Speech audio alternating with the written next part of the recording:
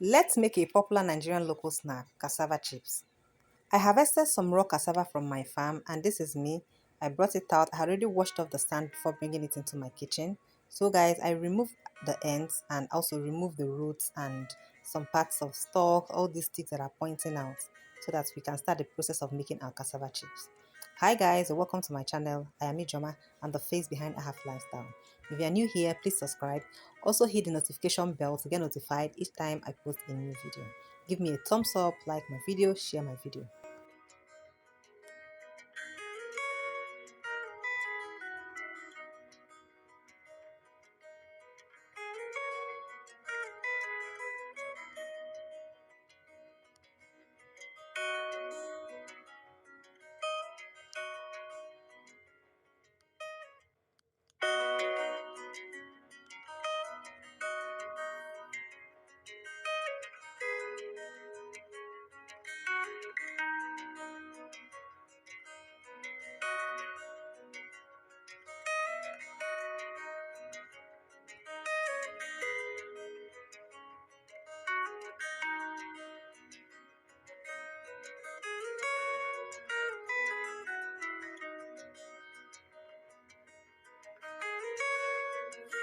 Because this cassava is raw, after washing, we're going to transfer this into the pot and then we're going to boil it.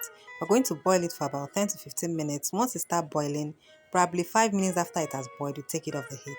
The essence is to help reduce the effect of the cyanide in this cassava. You know, cyanide is toxic and cyanide can kill humans. It can even kill animals. So we can do our very best to reduce the effect of this cyanide, or in fact, eliminate it in total.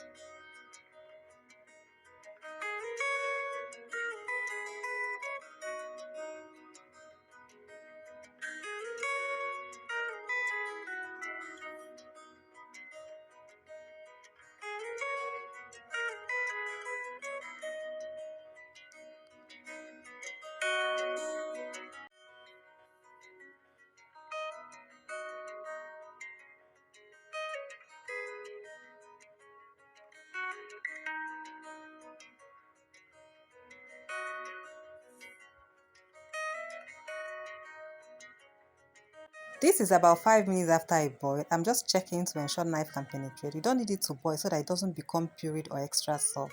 Just take it off the heat. At this point, it is completely okay. If you allow it to overboil, it's going to be softened and you won't like the outcome. I mean, the end result is going to be soggy and too soft. So guys, I transfer it into a bowl where I poured some water. The essence is to help it cool down as quickly as possible before we can continue with the process.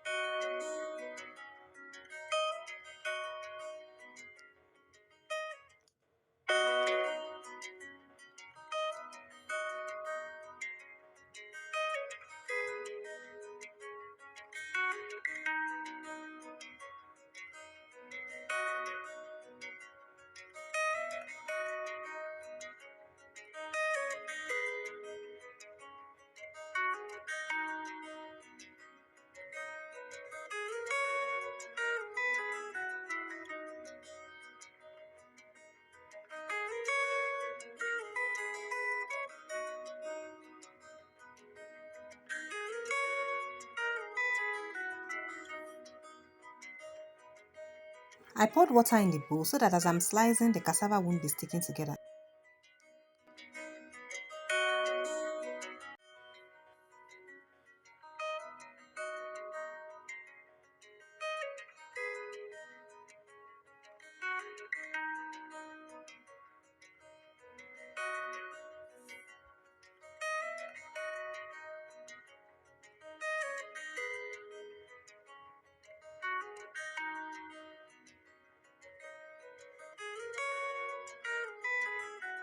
These are the stalks, the very hard parts usually found in the center. It's not needed, so I discard them.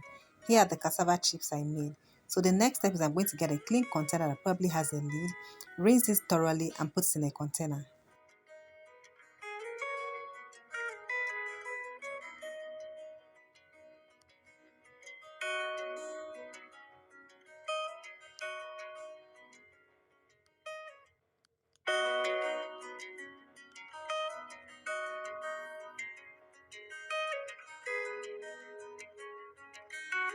Now, here's another important part. You pour water in this, cover it and set it aside.